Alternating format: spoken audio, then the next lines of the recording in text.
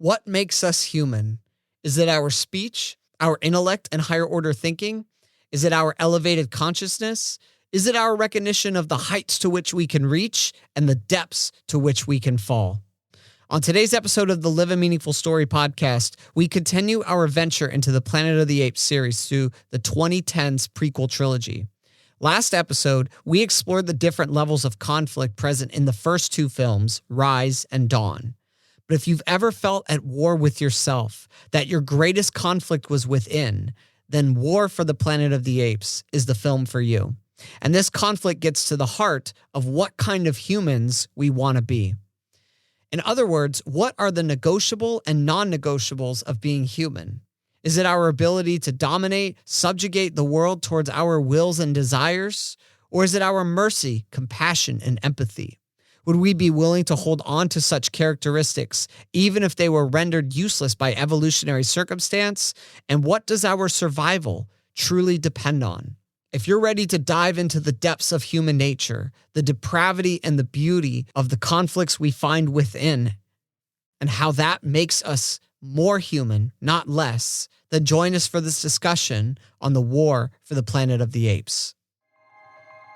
Welcome to the Live a Meaningful Story podcast, where we analyze stories and films that help us make sense of life. We are four friends with backgrounds in storytelling, filmmaking, teaching, and narrative therapy. Join us on our quest towards telling and living our stories more meaningfully. I'm Derek Hatch. My name is Nick Natal. Hello, everybody. I'm Joseph Wilson. I'm Jason Lin. I was reading that the directors, they didn't have a story after Dawn. So when they made Dawn, they were just made Dawn and they didn't know where it was going. And I think you see the downside of that in War. I think it's a little messy because they didn't have any place in mind that they were when going. You've done the conflict between ape and ape to that degree, to that level, I think they almost knew they weren't going to be able to top that. So then what do? You turn the conflict inward and you make the primary conflict of the movie between man versus self, or in this case, ape versus self, right? So it's funny enough, there's kind of a connection with this one in the movie Jason, Nick, and I just saw, Civil War. Because it is like, that is a whole can of worms. Yeah, but it is a basis of looking inward in this war setting. Right. I do kind of like Civil War better than that, and with that concept, because I guess in my head I'm still wanting war to be something completely different, which I guess is wrong of me. But not necessarily. I would like to have see Caesar struggle with the haunting of the things that he did, because again, he's just on a revenge mission. It's not real thought about the apes. It's the apes are secondary to Caesar, and I guess that's what the story is of what happens when you're going on this revenge path. Right. Well, it makes sense because that would come directly from the Caesar that just threw Koba off. Yeah. So that makes sense. It actually does make into that. And I think one thing to keep in mind as we transition into this is that Planet of the Apes, the original, is just one random story. But when you create a prologue, now you have a point A to, let's say, D. And now we have to figure out all the details in this movie that we're going to make a reasonable journey to. Humans are mute. Yeah. Why? You have to get to the original by the end of this film. Apes are up here and humans are basically animals. Why? Why did all this stuff happen? And while we're exploring this character Caesar, we also have to make a story that will make sense with point D. I agree. I think War had a really hard task because it had to go somewhere that they didn't know it was going, but it also had to be the link to get to the original. Yeah. So I'll read the description here real quick for War as the battle for one's soul.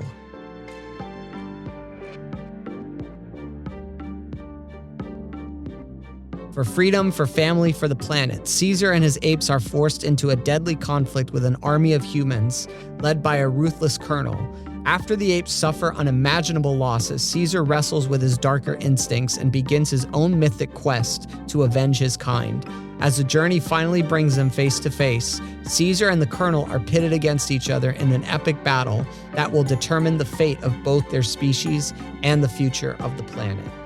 So, in Rise, Caesar recognizes that humans could fail.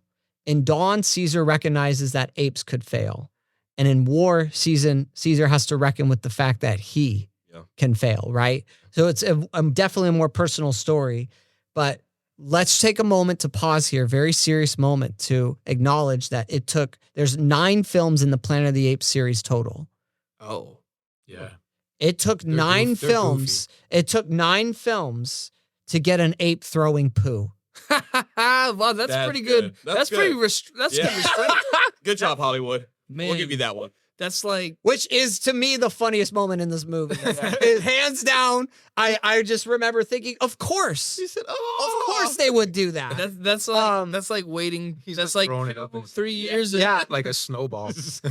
That's like going 10 kids movies being made without a fart joke. Right, exactly. That's pretty good. So kudos. In the beginning of war, Caesar and the apes are in war, but Caesar has a strategy, and that's mercy. Essentially, what happens is he sends the guy back, the human back that they're in conflict with. He sends him back to be a messenger. Yeah. And saying that he doesn't want this war. We're not savages, right? He let them go because he didn't want to be like Koba. He didn't want to be rash, like getting into something there.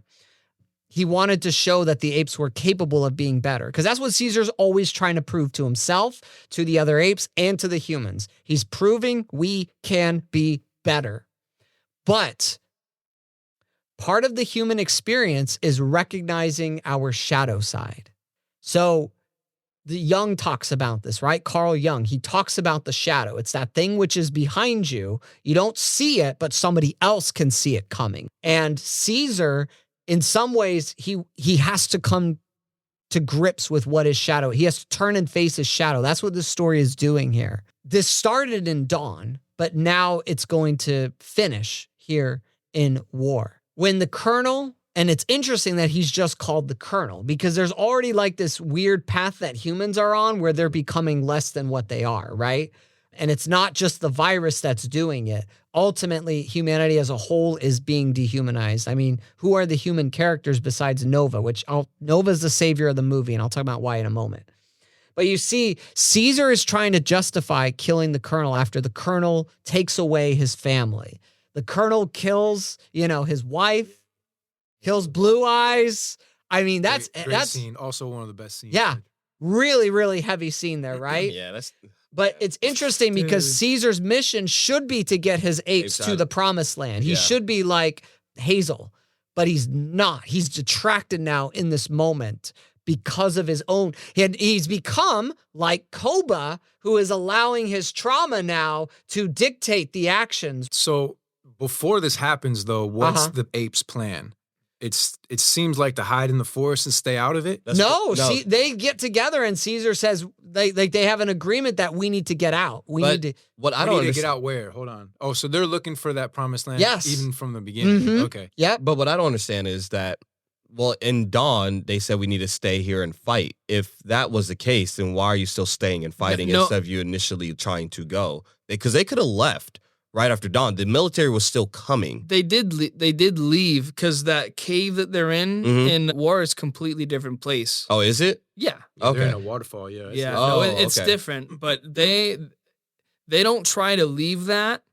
No, they are looking for a spot because, Blue Eyes and Rocket were out on a scouting mission. Right. So. They're trying to find their next promised land. They're trying to find the place where they can get away from humans once and for all.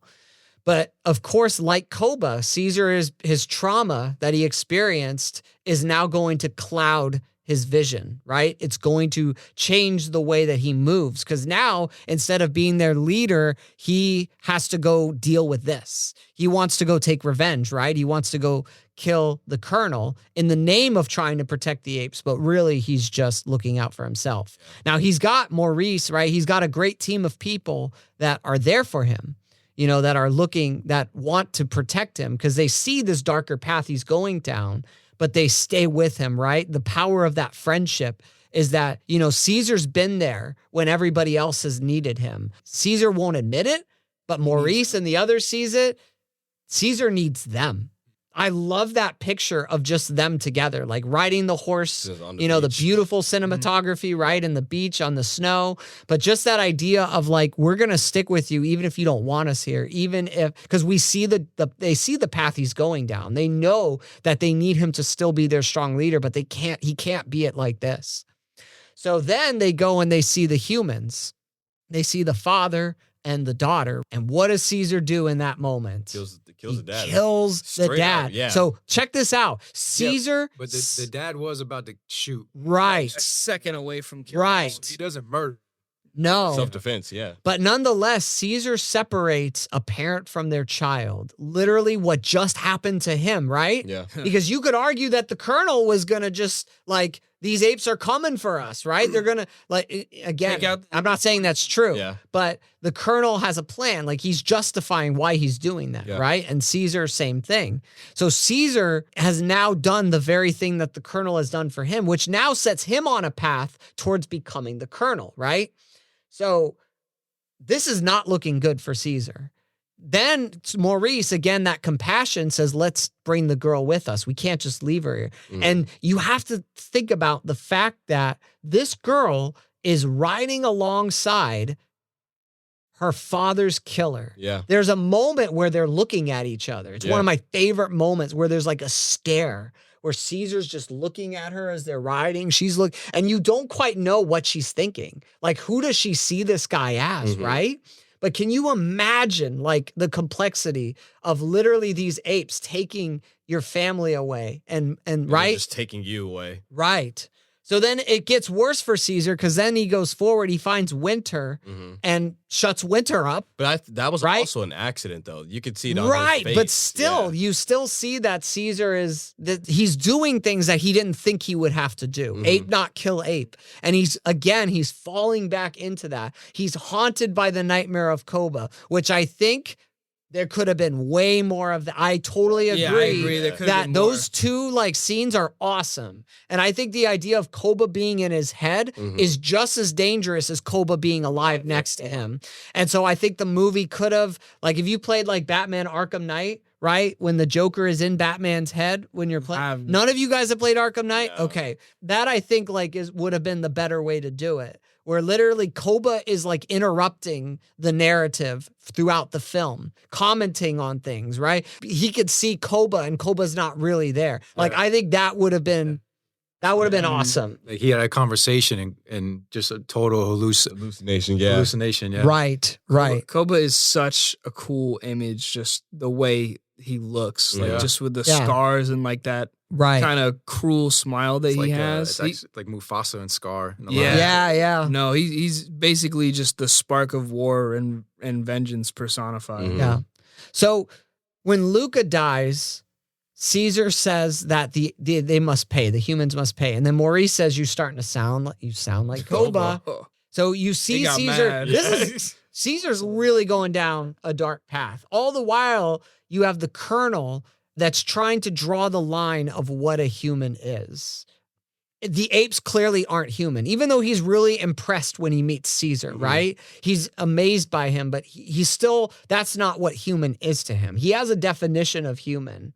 It's actually a very black and white view of humanity because he essentially sees that humans are humans because of our consciousness, of our intellect, right? Of these different things. I'll argue in a moment he's missing a key piece of human, and that's what his downfall is. What really gets me in this movie is we get that Caesar and these apes, they ultimately get put back into the very cages they started out in Rise. Yeah.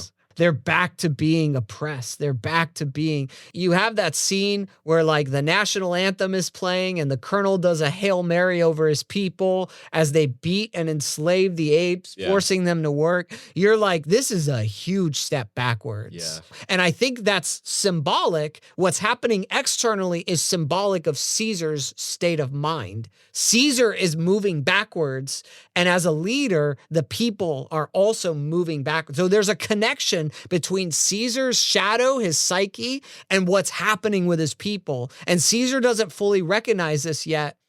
But then there's the moment, like even there's the moment when Caesar tries to stand up for his people. And he says, but it doesn't work out like it normally does. Right. The ape that he was standing up for gets shot in the head. And Yeah. It's just like, okay, well now the people actually have to save Caesar because if they yeah, that's literally this whole movie is everybody has to hold Caesar up. Yeah. Caesar is on the edge and they know that like he's on the edge here. Now he was ready to die. It's not like I'm going to die heroically. It's like, just put me out of my misery. Right.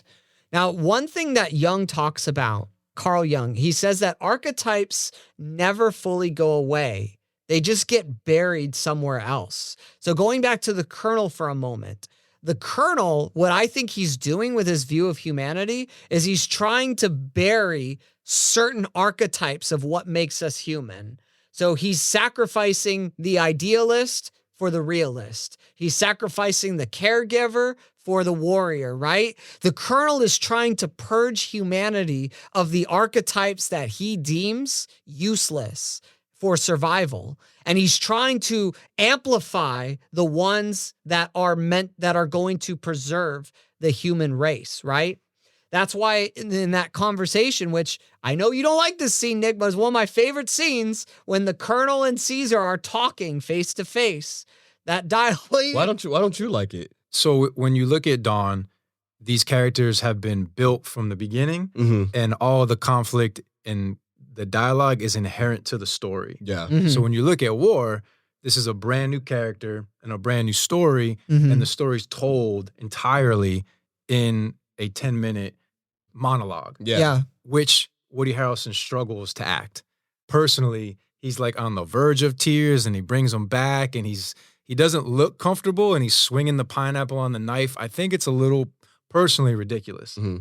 But the idea is that this story is moving forward and then completely stops to tell the story because it's a weaker story. It's not all inherent in what's going on. Okay. That's what I think. And I just don't think Woody Harrelson's good in the scene.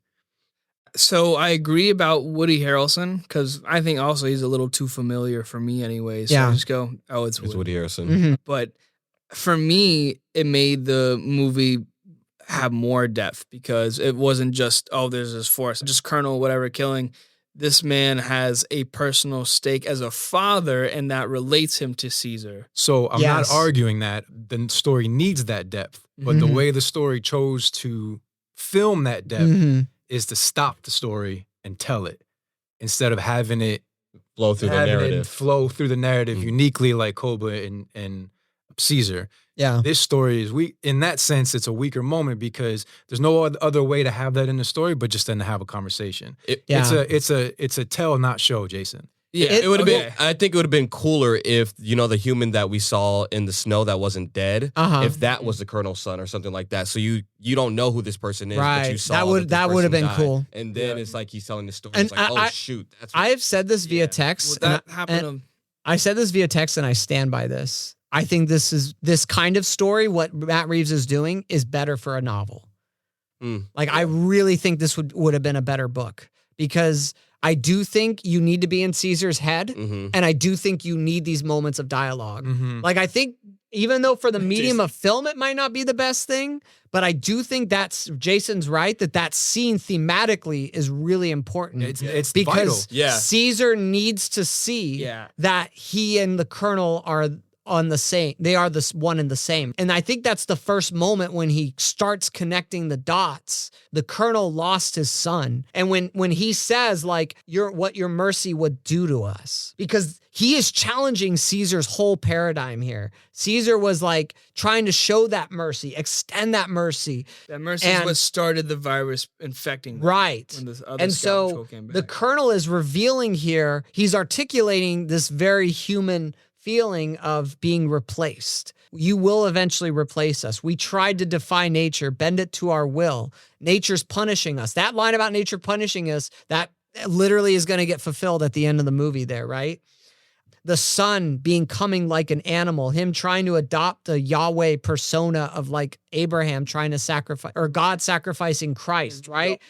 Holy war. He sees himself as the Christ figure for humanity, but he's severed Christ from that. He's trying to have the Christ narrative without Christ's character. So it's interesting because it's like humanity, this whole book I have here, The Human Being, right? Jesus and the Enigma of the Son of Man by Walter Wink. And he talks about how Jesus, like he is the best of what humanity's capable of. And in a person, right? In a human being, you see that. And the Colonel is trying to have Christ without Jesus. He's trying to have what Christ stands for, but without the human figure of what Jesus represents. it's interesting because when Caesar is back in that prison, and I think this is the linchpin of the movie here. Like this is, I think, really where it all comes together. So you have Nova and that whole beautiful scene where Maurice, where she asks if she's ape or human. And he says, you are Nova. You are the best of it all. You are the new human, the new ape, right? Whatever you want to call it. She's the best of it. Now, when Nova goes in to Caesar, Nova is going in to the place of the one who killed her father, the one who took that away. And this is all again. What do you mean when Nova goes into Caesar? Remember the cage? The empty camp, and none of the guards see a little child walking. Oh, into okay. Yeah. Okay. Yeah. And she extends that compassion. It's not just, I see the compassion now. I see, it's not just Caesar getting in touch with that. It's actually something even more profound. You see, remember when I said earlier that archetypes don't disappear? They just reemerge somewhere else, right?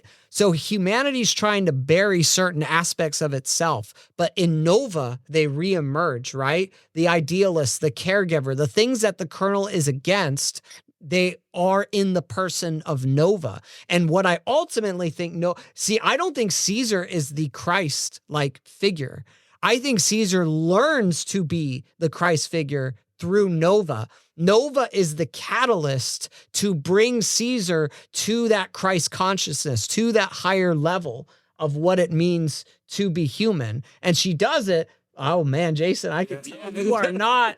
Sorry, I'm squirming. He's standing firm in his chair. I'll wrap it up Jason's here. visualizing his thinking. So the act of Nova loving her enemy, per se, going the distance, because we don't know what she's thinking. Again, if this was a novel, I would love to know what she's thinking. That leads to Caesar going after the Colonel, and the Colonel, wanting to take his own life. Just like how Caesar was beforehand with the rocks in the camps. Like, just take me out. And right. But Caesar doesn't pull the trigger. Like, this is the moment when it's all sunken in finally, and Caesar recognizes how to be better. This is when he gets his soul back. And so then Caesar is able to go back and lead his apes. He's able to be there for them, right? And then in one of the greatest Deus Ex Machinas ever, as two sides of humanity in a civil war literally are clashing, there's no level of, no Nova. None of Nova exists with these humans. I even wrote that in my notes. It's just like, it's wild that with so many few humans left, we are still choosing. Yes, exactly. The myth of progress. Yeah. The avalanche, the Red Sea, like drowning the Egyptians, nature, the Colonel's prophecy coming to fruition that nature's punishing us, right? Whether it's God, nature, whatever you want to call it, the verdict is that humanity does not deserve to live. Humanity has forfeited that, and the only aspect of humanity that's good in Nova is what's allowed to survive. And that is the idea that Christ, what Christ stands for, will never be killed. Whatever happens to humanity, whatever we do to each other, that will always survive. And everything that is not of Christ will perish, will be buried, and will be left to its own ruin. Well, and what was interesting with the avalanche is they don't just happen. Like, right. There's a war Something going on triggered it. On this mountain, explosions, rockets, lots of noise, lots of physical tremors. Right.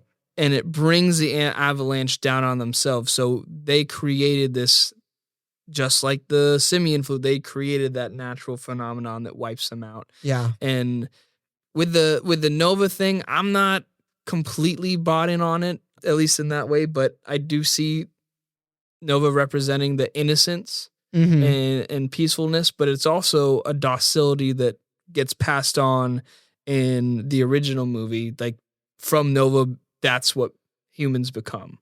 Right. Which is animals, like prey. Pets, even. Mm-hmm. Yeah. Yeah. So that's all this, but we have to remember what it comes to. Mm-hmm. Yeah. We'll get back to the podcast discussion in just a second, but I wanted to ask you, what is it that you would like to see yourself set free from in your life? What sort of narratives are holding you back from being all that you want to be? These could be narratives of feeling inadequate, of feeling incomplete, of feeling like you don't matter, whatever they are, I believe that trying to get a better understanding of your story, trying to make sense of your story, where you've been, where you are, and where you want to go, can lead us on a path towards figuring out what do we need to be set free from and how do we do so. And if that's something that you're interested in, then reach out to me at allthingsnarrative.com. There's a link here in the show notes, and we can schedule a 30-minute discovery call. And in this time, I want to help give you a sense of clarity in terms of what areas of your story you can focus on growing in. And so if that's something that sounds interesting to you, then schedule that discovery call, that link in the show notes. I would love to meet you, would love to connect, would love to listen, hear your story, and see how all things narrative can help you live an even more meaningful story than the one that you find yourself in. All right, back to the conversation. And none of these are perfect analogies, right? And they're not perfect translations. And Kingdom's going to explain a little bit further the new one that's going to come out. Kingdom of the Planet of the Apes is going to... I don't even know if that one needs the... Well, I won't know until See, it's hard for me to count Kingdom because it's not the same creative team in any of these films. And it's a start over.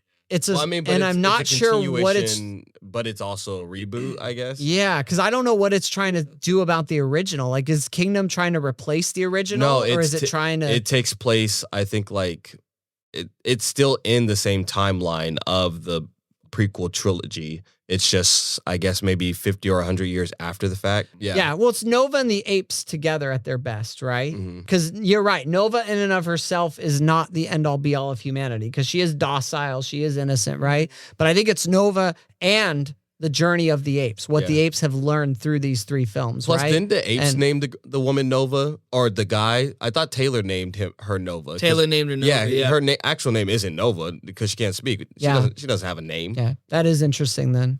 You know, Caesar finally gets that rest. He dies. He doesn't get to see the promised land like Moses, but, you know, he has to look at the sunrise well, on just like Moses, right? Moses got to see it, but he doesn't get to enter it. For me, like, I think Dawn is better. It's a better story. It's better written. It's, you know, overall a better film. But I've always been drawn to War more just because I find these ideas really interesting, the way that War does it. And I think that it was pretty bold. I was telling Nick, it's pretty bold to call the movie War for the Planet of the Apes and not have this big battle between apes and humans, right? To change the idea of what war means. A couple things. One note on that is the poster of the movie is just Caesar on a horse. Yeah. So right away, like this movie, just like Logan is titled Logan, and I mean it's very similar to that character arc. Yeah, He dies very, at the end. very. The movie could really be titled Caesar. Yeah. This is Caesar's journey, and then there's also the subtext of humanity as a whole. Right. I wanted to go back to what you said because I think it's really good. A little annoyed because it's really good. But when you're looking at these movies and stories in general through the archetypes, because that's not something a lot of people know, and it's something that you're trying to teach. And the Colonel sacrificing those parts of himself and then Nova representing those exact ideals, I think is really, really good analysis. Yeah. I think it's like fantastic analysis. I just am wondering if I missed it in the movie or the movie's really not showing it. I was thinking that too as you're explaining it. All this analysis and theory is awesome. And it's really making this movie seem to me like the bigger, better, more profound film. But it doesn't feel like when you're watching it, I don't think that's coming through. And that's what I'm trying to get at with the storytelling of like that scene with the Colonel and it's stopping and the story is not like these things with Koba. When Koba looks at the apes helping the humans, we know what that means because it's been shown so well. Yeah. Koba doesn't stop and say, this is what I feel, this is my history and my story. So I think you're right when you say like this movie's more of a book than a movie. Yeah.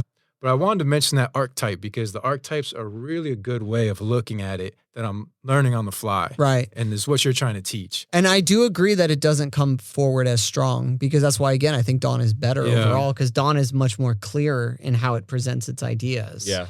But I guess maybe I've spent too much time thinking about War. Honestly, I just have because it's easy to love Dawn because it's pretty perfect for what it is, right? So I feel like what I see, I get it, I understand it, I move on. Yeah. But War is imperfect. But imperfect, I don't always think means that it's like Age you of Ultron, a discarded beautiful or mess. Right. yeah, exactly, right. And I think war is not a beautiful mess, but I do think it is messy. Yeah. But it does have a lot of beauty in it, right? War is lingering. War is like, it is this uncomfortable, messy thing over in like the corner of my eye, but it is lingering. It's not going away. Well, like with war, I think about it more. And so that led me to think, why is Dawn better? But why does my mind think about like war? Like, why does it go there? Yeah. And then Dawn. that's when I started to really start deep diving in it. And that's when I realized like, oh, I started to make all the connections and figure it, right? Start to see it. And I think sometimes, when something's perfect, we just kind of give it the benefit of the doubt. But when something's imperfect, it actually, we can go to it. I mean, like, this is like you and me, Joe, with BVS. Yeah, honestly. We know why BVS is good. Great, it doesn't matter what people say, because if you spend enough time thinking about it, you'll see that it's good for what it's doing. You see it, Nick. Because it's not. Dawn, I don't think Dawn is perfect. I think Dawn, towards the end, turns into a little bit of a CGI spectacle. Sure, and I think it kind of gets choppy. Sure. But Dawn is an experience. So I start to think more of just like the film medium and the literature and novel. Right. Like what is a film trying to do? Yes. And what is it capable of? And like when you watch Dawn, this is a film. If you love film, this is a movie to experience. War is a little bit messy. It's not quite the same experience. So Dawn's not perfect, and it's just weird. It's a weird, what am I trying to say? It's something I want to study further, like just what film is capable of and what novels are. The limitations, right? Yeah. Does it make it better or worse, or does it even matter? Right. Like, what are you trying to get at this, and what is it trying to accomplish? Through that analysis, and through talking to you about war, I do like it more. I just think it's not as concise, right, and as fully realized as Dawn. Agreed. And that's simply it. Yeah. And I'd rather watch Dawn than watch War. But War's story, and as you talk about it, is just as compelling as Dawn. Yeah. I've got two things I want to add that I feel like we really didn't touch on. Okay, go ahead. And that one is going to be really quick. I really like the callbacks in this prequel series to the original. Yeah. I like that they had an appreciation and respect and love for the original, which was really important. That's why it's so good. Bright Eyes was a really cool concept where that's what they called Caesar's mother, and that's what they called Taylor. It was Bright Eyes because there was a recognition of enhanced intelligence, and it was like a new window into something different. And that is the grand connection between Watership Down and the Planet of the Apes series. Bright Eyes. Because when I heard the Bright Eyes song at Watership Down, I'm like, well, this is the easiest parallel I've ever seen in my life. Awesome. What are the chances that two completely different multiverse, right? Anyways. And then in the original and Watership there needs to be a crossover. Yeah. The original Watership Down in the religious aspect too. We didn't talk too much. But anyways, the other thing I wanted to, this big concept was home, which just began as a window that Caesar would look outside of longingly and look at the humans and look at the relationships and the joy. And he was barred from that. It was just a window that he can look into that became the symbol that he associated with home when he was confined. Yeah. But now when you get to Dawn, it's carved on the stones. And this is a symbol for home. That's what home means. Right. This is a safe spot. Yeah. And it's also, that symbol associates it with Caesar's time of just a yearning for something else, a yearning for connection, a yearning for a bond and for a community. Yeah. And he carved it on a spot where that place is realized. And I thought that was a really beautiful thing. Right. And really that's the search, just like in Watership Down, the search is for home. Yeah. The search is for safety and a brotherhood and a unity together. Yeah. And, you know, a lot of what separates and causes conflict is when the unity is forsaken for the individualistic want. Yes, And so good. And so it's like Rocket goes for Caesar's leadership over revenge. Yep. And that action keeps the unity and keeps the peace. Caesar is trying to keep unity together, but Caesar's vengeance against the colonel and his desire from that something different could have happened and his his community might not have been captured if he hadn't gone after that. Koba's individualistic want for his revenge is what severed the community and then put them in enmity with the humans. Yeah. Right. So there's this big theme of self versus other that has been really prevalent in these movies. And I thought this was a cool driving force to not touch on. Yeah. That's a great end note. Did you have something too, Joe? Yeah, the only other thing I feel like we didn't get to talk about with War was Donkey, the ape. Oh yeah. Huge thing. I think Donkey Kong. Yeah, I think it's very beautiful. Which I still didn't catch until you texted that. I know, even with the snow ape, winter. But I think it was really beautiful, the fact that at the end, like, this person was down for Koba, but even he could see the care that Caesar actually has for his people and the apes, because he gave up his life for Caesar to do that ultimate act. He was inspired by Caesar. Yeah. That is the moment during the war when the soldiers are shooting down the apes, and he's at the soldiers asking him to get him like a rocket or something like that, or reload. Grenade launcher. Yeah, and he's just like, what am I, like, you can see in his face, like, what am I doing? Yeah. Yeah, why would I choose this side? He's my favorite character in that movie. That's a cool pick. Yeah. I really like Donkey. And then my ratings for all three. Yeah. So go for it. Rise. Nancy and I gave Rise 7.5. We both gave it that. I gave it a 9 or a 9.5. Nancy gave it an 8 only because she couldn't guess it. And then I gave War 6. Yes. Again, I hear what you're saying about it, but I feel like it wasn't executed really well. I think there's truth in that. I wouldn't go. That's 6.3. That's a 3. 3 out of 5. 3 out of 5. It's better than 3 out of 5. I would give 3 out of. Yeah, it's like, I feel like it's a 3 out of 5. Yeah, dang. See, I would. We're holding on to what the individual. Still holding on. You need to go. You need to see the bigger picture for the group. Yeah, Caesar did it. Subjectively, I would give Rise a 6, Dawn a 7, and War an 8. But objectively, I would rate that differently. Yeah. But subjectively, that's what I would put. And and the original's a 9. Okay. The original's still my favorite. Yeah, the original could be a 9 because it's just wild like movie. A linchpin. Yeah. Too much of a classic, cultural classic. Yeah. Without that. All right, guys. I want to end with this quote from Carl Jung, and then we'll be done here. So, we've been talking about human nature because really this series about animals has just been a disguise to really talk about what it means to be human. And that's what a lot of these stories about animals involve. And so there's been a duality of our nature as humans that we've discussed, right, in these stories, whether it's our brutality or whether it's our capacity for not just goodness, but ultimately to be great, right? And what does that look like? So Carl Jung has this great quote where he says, "Man cannot conquer the tremendous polarity of his nature on his own resources. He can only do so through the terrifying experience of a psychic process that is independent of him, that works him rather than he it."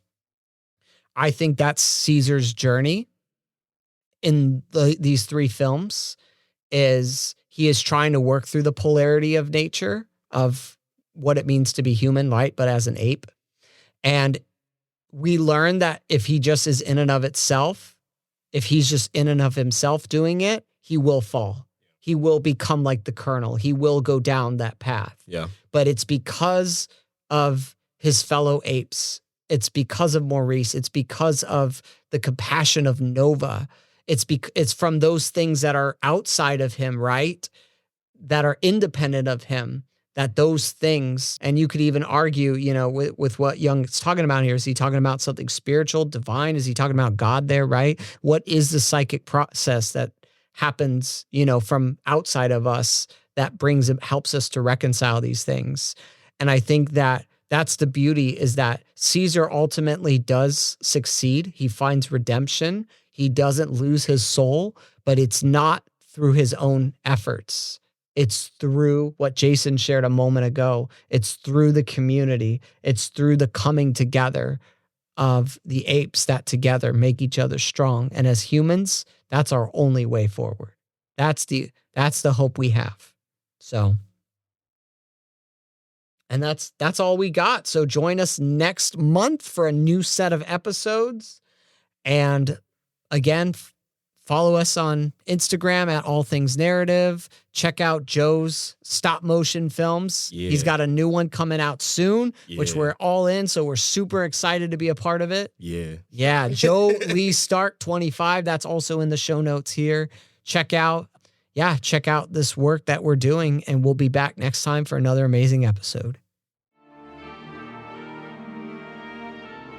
Thank you for listening to the Live a Meaningful Story podcast, produced by All Things Narrative. If you'd like to learn more about our coaching, workshops, events, please check out allthingsnarrative.com.